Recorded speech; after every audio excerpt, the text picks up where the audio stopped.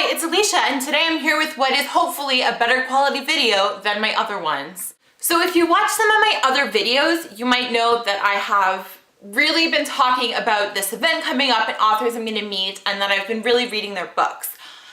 This is because, one, I kind of want to know who I'm meeting, and two, because it gives me an excuse to read books that have been on my TBR forever and really explore more Canadian fiction, which is something that I love. I mean, I want to be patriotic towards my country and especially the literary scene that I'm trying to break into.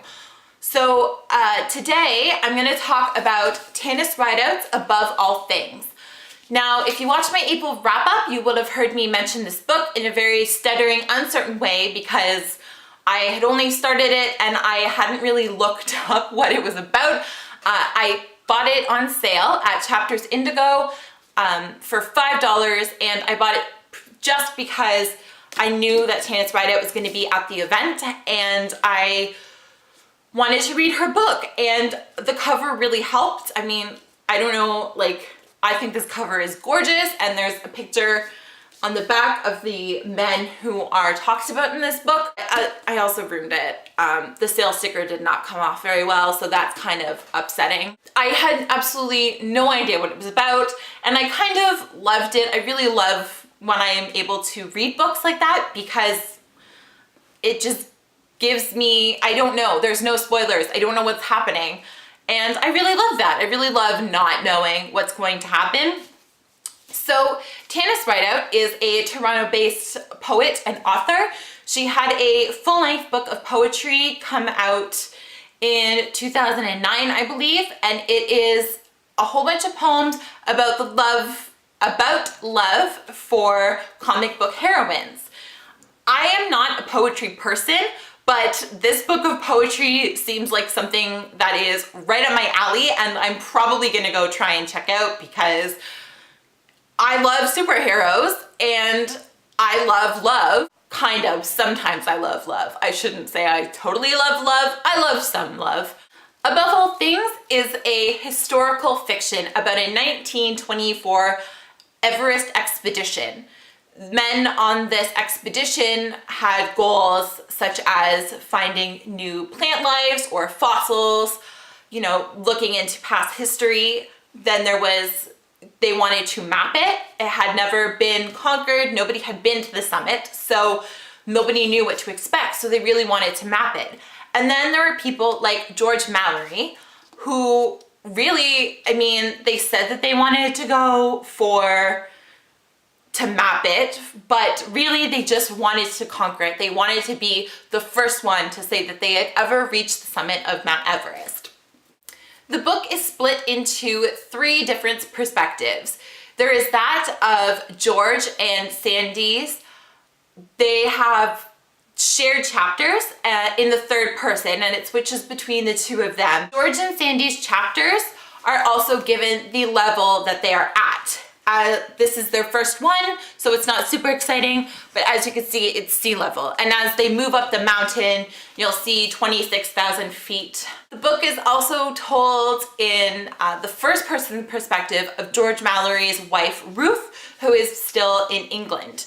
And her story takes place over one day. So you're kind of just given glimpses into one day of her life, waiting for her husband to come home. Her chapters are given the hour that you are joining her. So it's really interesting, the switching of perspectives and the different stories.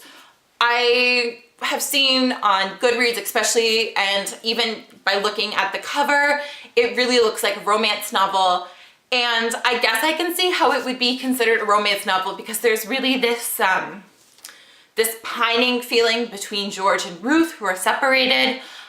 He talks about her a lot. He sees things and is reminded of her. And Ruth, back at home, who's really just trying to remain calm and stoic and take care of her children, despite the fact that her husband has left once again. My problem with it being a love story is that I think George Mallory is kind of a dick. and I think Ruth can do so much better. So I kind of was like, well, I mean, hun, go find somebody else. Like, this guy keeps leaving. But I'm not sure I was supposed to not like George. In the acknowledgements, Tanis Rideout says that she had a crush on George Mallory. But when I read him, I'm like, man, this guy sucks. Now, I'm not sure if maybe I was missing something. Maybe it was supposed to be, you know, Ruth loved George, but he was a jerk, and George loved Everest, and she is the very definition of a stone cold bitch. But then again, maybe I'm just a cynical, bitter person. Despite the romantic thread throughout the whole book and the lust between people and just lust for success and this mountain, there is also this grit and raw emotion and life that really kind of brings it down, in the sense that while you're reading it, you're like, oh, this is so grand, and George is so handsome, and he explores, and he's so great. The descriptions of how brutal Everest is on the human body and in general is really harsh.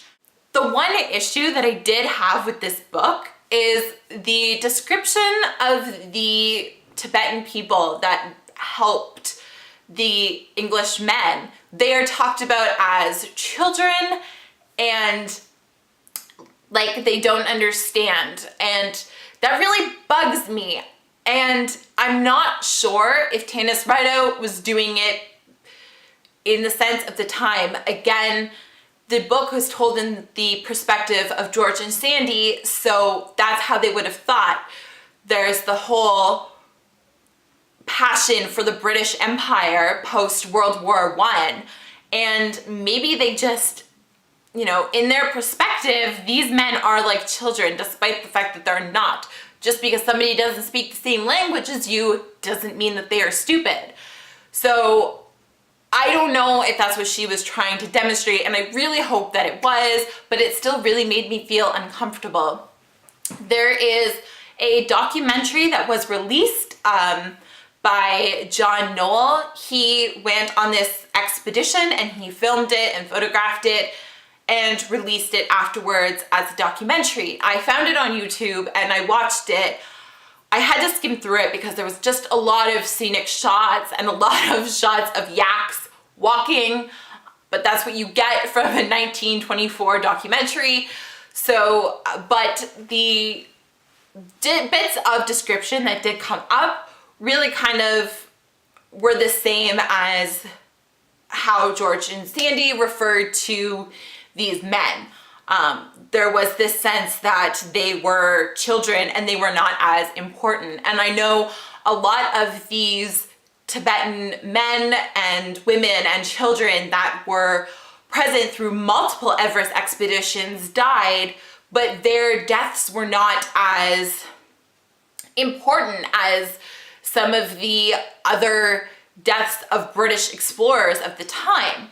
So that was really, I mean, it's one of those frustrating things, and even reading it and knowing the thoughts at the time towards race is still really frustrating, because you kind of just want to shake people and be like, I don't understand your logic, but you can't. So again, that's the only thing that was kind of off-putting to me. So I read the acknowledgements at the end of this book, and she does mention some of the main parts in history that she played with a little bit, because again, as a historical fiction, sometimes you have to manipulate history a little bit so you can get that grand literary work that you're looking for. So she does explain some of the things that she changed in the acknowledgements of her book. I really love reading acknowledgements in historical fiction, because sometimes it just helps you gain a little bit of insight. She also explained how she first came across this expedition from working at an equipment store that used to always had a video screen that would show clips from documentaries. and outdoor footage. And one of them was from the 1924 documentary that I mentioned previously.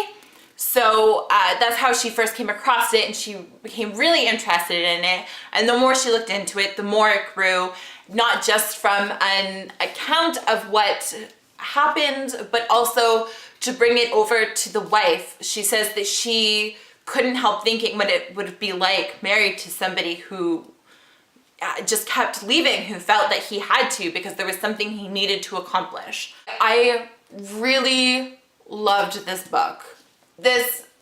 I think she is just such a beautiful writer.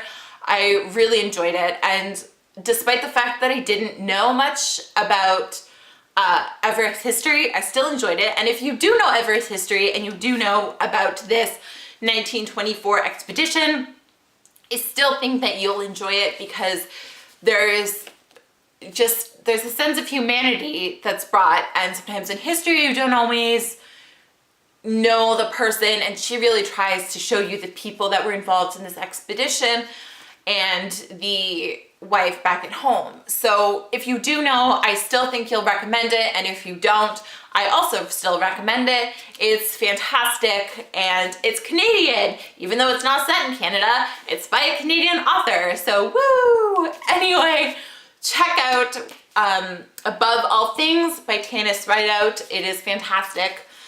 So I am hoping to be back with a new video on Thursday, and again, I hope it will be better quality than my other ones, but we'll see how things keep going.